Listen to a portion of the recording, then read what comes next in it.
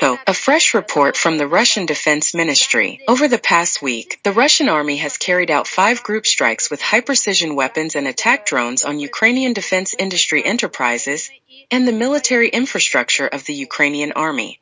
This night, the epicenter was the city of Pavlograd in the Dnipropetrovsk region. Explosions also thundered in Dnipropetrovsk itself, in the Kharkov and Sumy regions, and also in the area of Slavyansk and Kramatorsk occupied by the Kiev regime.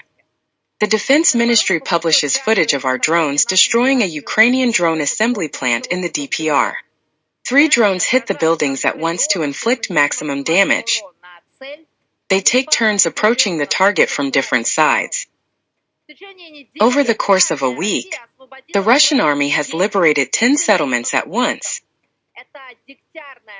These are Dektyarnaya in the Kharkov region, Malinovka and Kamenskaya in the Zaporizhia region, as well as 7 villages in the DPR, Petrovka, Nikolivka, Pavyar, Karl Marx, Voskresenka and Novokatsko. The German Bild writes that this year the Russian military has already liberated a territory almost the size of one of the countries of the European Union, for example, Luxembourg. In 7.5 months, our army occupied 2,395 square kilometers, and over the entire last year, 3,388 square kilometers were liberated. Well, that is, the pace of advance of the Russian army has increased.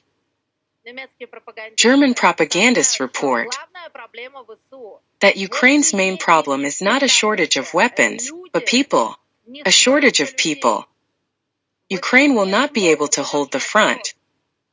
During today's strike, one of our geranium drones hit the military registration and enlistment office building in the city of Pyatykatki in the Dnipropetrovsk region. There was no official report of the arrival of the human catchers at the lair, and local residents wrote about the defeat of the military registration and enlistment office on social networks. A photo of a geranium drone appeared in Ukrainian publics with an inscription in Ukrainian for the military registration and enlistment office from residents of the city of Pyatykatki. That is, local residents helped our military to bomb the military registration and enlistment office by transmitting the coordinates. Ukrainians themselves are already going to war with military registration and enlistment offices. In Odessa, a woman who wanted to blow up a local military registration and enlistment office was detained on Kulikovo Field. In the port city of Izmail, also in the Odessa region, a young man wanted to set fire to the military registration and enlistment office. He threw a homemade Molotov cocktail, but it did not catch